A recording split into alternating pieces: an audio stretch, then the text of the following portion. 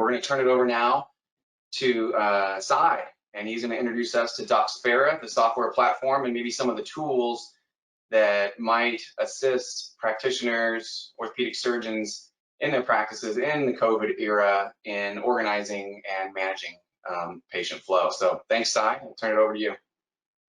Thank you, Dr. Salypongse, and thank you, Microport, for hosting this webinar. Obviously, a very important topic. Let me start off, if you can go to the next slide, let me start off by just introducing who DocSpera is and what we do. We are effectively a one comprehensive platform that does care coordination for the clinicians and the care teams to ultimately manage care. We span preoperative scheduling and coordination. We do full clinical communication, and then we do post-operative care management. It's a lightweight platform, web and mobile based. We plug into the EMRs, and it's an institution and EMR agnostic, so you can really track each patient longitudinally and regardless of where they start and where they end in their pathway. If you can go to the next slide, why is this important? I think more than ever, the need for productivity tools is more critical than ever before. Firstly, we obviously saw a pretty significant scale back in elective surgeries. I'll show you some data that supports that. At the same time, this causes a significant backlog of patients. I read somewhere today that 4 million elective surgeries globally have been halted or canceled, obviously across all disciplines. That's a massive problem. How do you actually get those patients back, and how do you manage this significant backlog? And at the same time, as I talked to a number of surgeons and groups, I think the Academy had some data that basically said 70% of groups have cut salaries and 65% have done layoffs or furloughs. So if you actually look at that and you say, okay, I have to deal with this as things come back, but I have less resources, and how do I actually take care of my patients during this period of time? And I'll get into that. If you go to the next slide, let's talk a little bit about what our solutions do. Our platform spans, as I said, the pre and post-op, starting at the point of surgery scheduling, which is often 30, 60 days before the surgery date, and then spans to 90 days post-discharge. And we'll help with the patient prioritization. We'll address scheduling needs. And then post-discharge, we provide patient tracking, alerting, monitoring for outcomes. What this means right now, let's talk about some of the data. From our platform, we have managed around 300,000 orthopedic cases, surgical cases, and many more in terms of clinical cases. But what we saw is you can see a pretty significant drop in terms of confirmed surgical elective cases, and then you can also see the cancellation rates. What we're seeing is, on an average in our system, we see about an 18% cancellation rate. This spiked to north of 60%, and now I think this data is a couple weeks old. We're starting to see the volumes coming back. But again, what's the challenge? How do you actually prioritize this? How do you really address the patients that have been waiting for surgery or are in pain? How do you address this? And there's some real urgency to do that. So with that, let's assume that you're going to manage all this and return to the expectation is the return is not going to be the way you expect, right? So you're going to have this significant backlog, and so imagine now you have patients that are in pain. They need some help. How do you make sure you don't have attrition during the time that they're waiting? And operationally, how are you going to manage all this? So imagine now you have a let's say your ASC has an open slot, a 3-hour slot. Who do you prioritize? Who do you put into that slot? And that's something that I'll talk a little bit more about. So we have a number of solutions. I'm not going to talk about all these solutions. I think there's maybe a couple that are worth highlighting as it relates to this discussion. The first one is the intelligent scheduling platform, which really helps you prioritize which patients should be scheduled first and for what reasons. And the second is the episode of care management. It's really the ongoing maintenance or monitoring of each of these patients. So let's dive into the first one. Our intelligent scheduler, really at its core, it's identifying who are the right patients for the right OR slot with minimal amount of effort that you can provide with maximum productivity. And how do you make sure, taking into account a number of different inputs, so you ultimately have an optimized schedule that maximizes your capacity, but also addresses your prioritization around your patients. So what does that mean? It's patient readiness. You know, has that patient gone through their checklist and been cleared? Case complexity. Will it take longer? Will it take less time? How do you make sure that more complicated cases are not back to back so you can manage all that? OR allocation. What kind of room is needed for that case? Discharge disposition. Obviously, during this time, you may not want to send patients to a nursing home given COVID, and so it takes into consideration what the likely discharge disposition of each patient. The case urgency. What is are patients waiting a long time? They've been suffering? And then finally, patient availability. Maybe they've passed their clearance, but the patient needs some level of caregiver or prioritization from that perspective, or arrangements. So what a system does is it allows you to define those inputs, configure them for your own business needs, and then algorithmically it will identify and recommend to you that these are the right patients for the capacity that you have, and allows you to reach out and schedule those patients so that you can more systematically and with significant less resourcing be able to do this. What we've heard is the alternative is, picking up the phone and having people just check in with each patient, see if they, walk them through some sort of a checklist to figure out who's available and who they can allocate. The second solution is really our episode of care platform, which allows providers to manage their patient post-operatively by connecting the data from the care pathway, the EMR, any patient engagement solutions that you might have, any discharge location information that you might have, and ultimately giving you a cockpit or one place to go to be able to manage every one of your patients. We provide alerting and notification around, hey, this patient seems to be based on their patient report outcomes, or based on the discharge location, there may be some factors that may require attention. So our system will, again, automate that whole tracking and monitoring of the patients for those next 90 days and help you manage the patients post discharge. And finally, I guess if there is one message that I want to leave you with is, look, we're a platform that does a whole bunch of different things. We are used by thousands of surgeons across the country, and we have a very broad set of solutions, either ourselves or through third-party partners that we work with.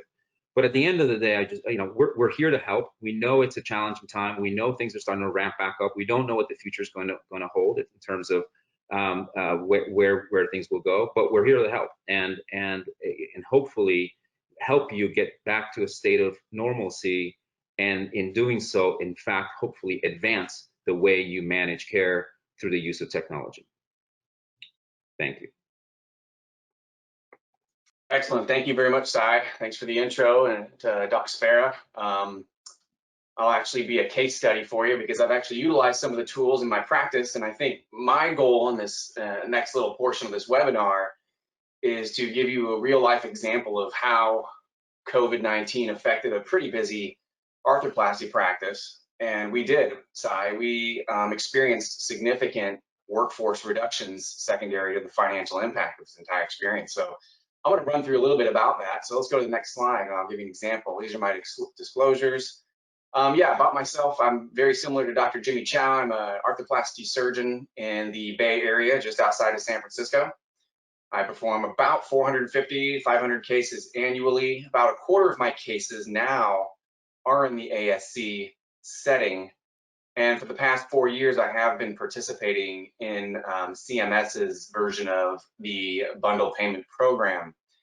And that's relevant, in my opinion, and I'll go on to the next slide, because I have really put together, go ahead and click through so we can get the full picture.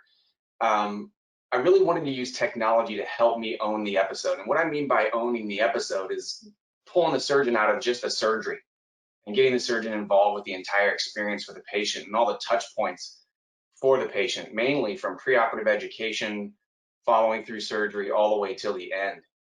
What DocSpera did for me by integrating with our EMR, it allowed me to, one, engage the patient electronically. So I could do all the education online and then collect post-operative data and pain management data on the back end. So the second part was data collection.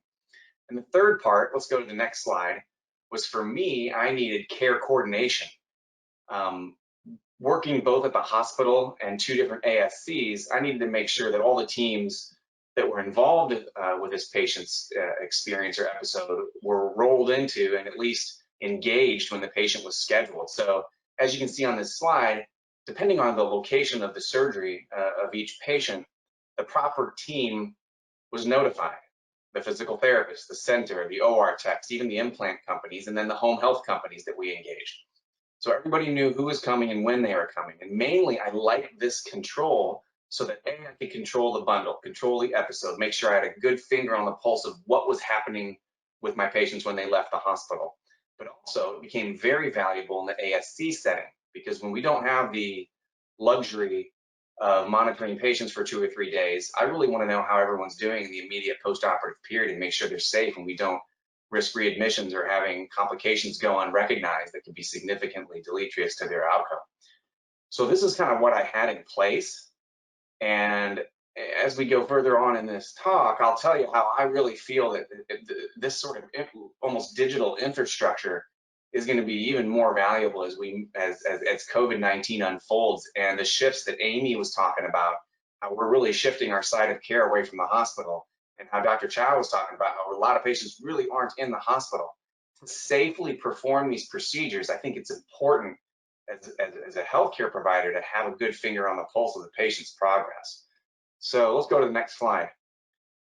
This is kind of what happened to me. We, in our group, private practice, 12 orthopedic surgeons, 4 office locations, 135 employees.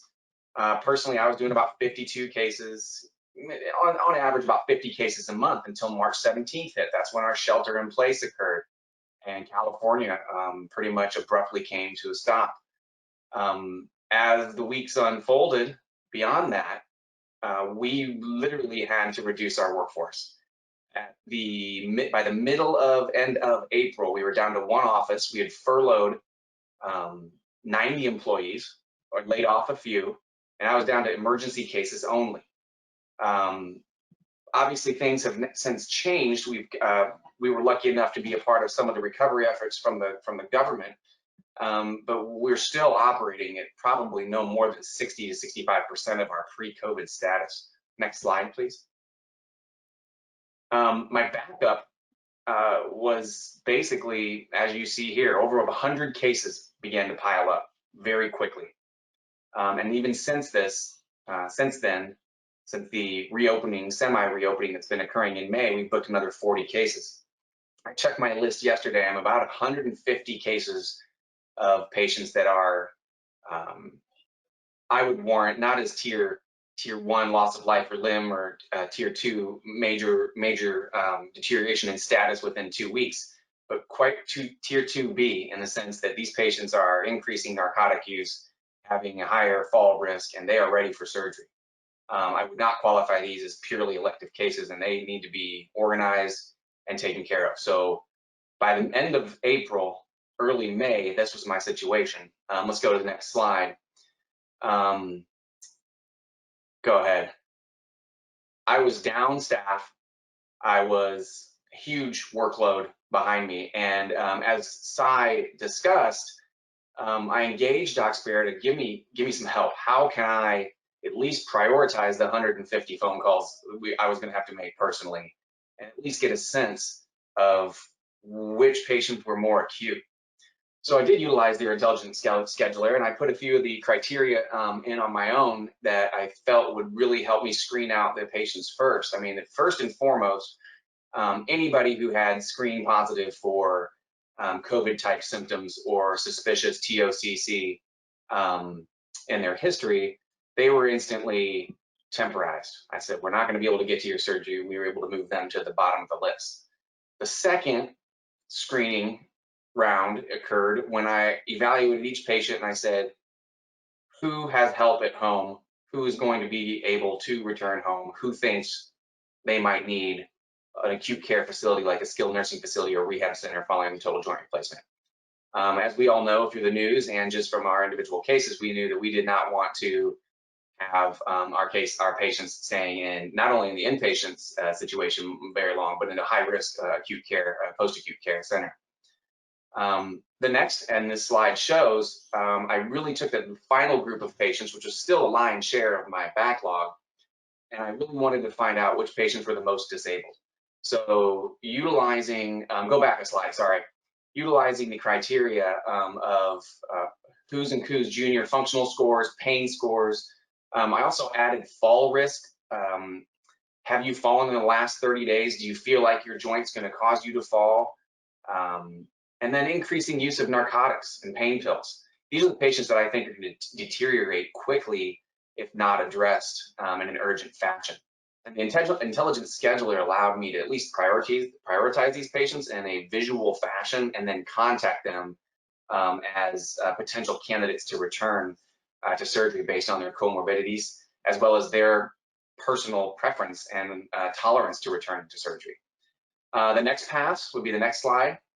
I went the opposite direction. I said, who are my outpatient candidates? Who are my younger, healthier, fitter, low comorbidity patients? And who's really going to be able to mobilize quickly, be out within 6 to 23 hours and not be at risk of long-term exposure in the acute care setting. So I'm not saying this is the right way to do it. It was just the way I felt that I took care of the highest acuity patients that were the highest risk to be maybe a larger impact on the healthcare system if they were to fall or be readmitted or admitted for some other purpose. And then I looked at the patients who were going to really, hopefully predictably breeze through the process after their surgeries. Next slide, please. And then finally, the last one were people who have been waiting the longest. And this was a customer service situation. I wanted to see who had earliest scheduled dates back in March and April, make sure we got them addressed early on. Okay, next slide. That was valuable for me, and at least to get a starting point and a game plan, because doing that one by one and drawing out a spreadsheet on my own, this wasn't going to happen. I'm barely an Excel user. I couldn't do it myself. So this was extremely helpful. I think what we're seeing, and I probably speak for a lot of us, and maybe you can chime in, Dr. Jimmy Chow, is we're seeing it's almost a watershed on the inpatient admission being at the peak. I mean, the patients either don't want surgery at all because the fear of COVID in an inpatient or even a surgical procedure is just too risky for them and they're too frightened to have it, or we have an entire population of patients that just want to be outpatient, whether they barely touch the hospital floor or where we're doing them in ASCs. And because, I mean, the size of the arrow is kind of based and proportional on what I was seeing as I was making these phone calls. So I really felt that engaging my patients and having the digital infrastructure in place to make sure I could at least have a good handle on these patients when they did go home was going to be really valuable. And I think we're seeing this push towards short stay by enabling the healthcare providers to have touch points with patients throughout the entire episode of care. I think it'll be a safer endeavor for people who were not doing outpatient procedures before. This is a comfortable, safer way to maybe start migrating your practice to a shorter stay, to an ASC setting. Next slide, please. One of the plug-in partners that has been extremely helpful for me is this on-demand home health company. They are COVID-19 ready. Just by one click of the button through the engagement with DocSpera, you can see on the next page, I was able to get my patients a physical therapy referral, a preoperative home visit, evaluation, and then postoperative visits, and then get data updates on their progress afterwards. So it was a nice integration for this. It didn't require me printing out a referral to physical therapy or telling my assistant to make a referral to home health or contact the home health myself. I mean, this was something that where I think it's just an example of when you engage technology that there are ways to just really make it a press of a button to facilitate. And on the other side of this, I did utilize them to temporize a lot of my patients who were not ready or did not want surgery. I said, let's get a therapist to your house to at least make sure we're going to get rid of all the fall risks, lift up your rugs, and show you how to properly use your stairs if you have them. Next slide, please. So I think in summary, the COVID season is not over. We're in the middle of it, as everyone has already seen and discussed tonight. And I think having the tools that will help the orthopedic community as a whole move from an inpatient experience to an outpatient experience safely without compromising care and contact to patients, it's going to be extremely valuable, because we don't know where we are in this curve. We don't know, maybe we're at the green line, and that's our threshold of resources in our market, where we've had one spike and we really don't have to worry about this. Or maybe we are in New York or Louisiana or currently in Arizona right now with Dr. Chow, and where our threshold is actually the red line, and our resources are being stressed, our hospital workers, our beds, our PPE. And if that's the case, and we are going to see repetitive spikes, having these tools at our hands and the ability to just stop the procedures and then reschedule again, and having to reshuffle all of our patients, I think it's really valuable to have that, because we really don't know where we fall, and I think it's quite variable regionally. So again, this was just an example of how I've used technology over the past few years for some couple of other endeavors, but it's also my perspective on how I think it applies to the current COVID-19 environment, and how, as arthroplasty surgeons, we need to be able to facilitate patient care as we trend towards the outpatient setting. So that's my summary. Thank you. I'd like to personally, again, thank Microport for having all of us tonight. I'd like to thank Dr. Jimmy Chow, Amy Bruley, Fahimi. This has been an incredibly enlightening experience.